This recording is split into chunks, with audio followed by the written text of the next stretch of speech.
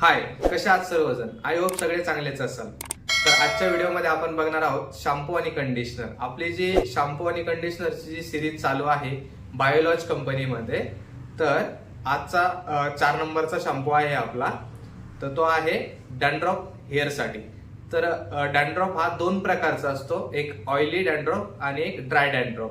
तर आजचा जो शॅम्पू आपण बघणार आहोत तो आहे ऑइली डॅन्ड्रफ जो असतो त्या हेअरसाठी कंपल्सरी वापरायला पाहिजे.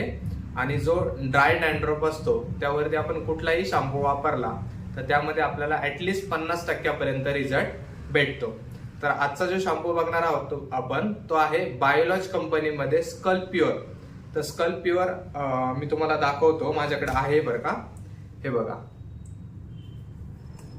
आणि हे आहे स्कल्प प्युअरचं कंडिशनर. तर हे आपल्याला शॅम्पू आणि कंडिशनर दोन्ही पण वापरायचे आहे.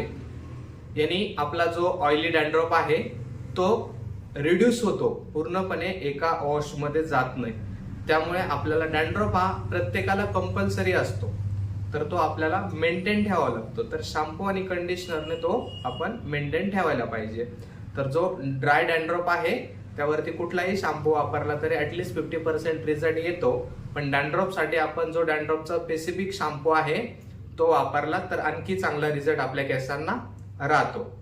तर तुम्हाला हा व्हिडिओ कसा वाटला हे कमेंट करून कळवा. आणि व्हिडिओ आवडल्यास लाईक करा, शेअर करा आणि चॅनलला सबस्क्राईब करून ठेवा. म्हणजे नवनवीन जे व्हिडिओ येतात आपले हेअर आणि स्किनशी रिलेटेड ते तुमच्यापर्यंत लवकरात लवकर पोहोचेल. धन्यवाद.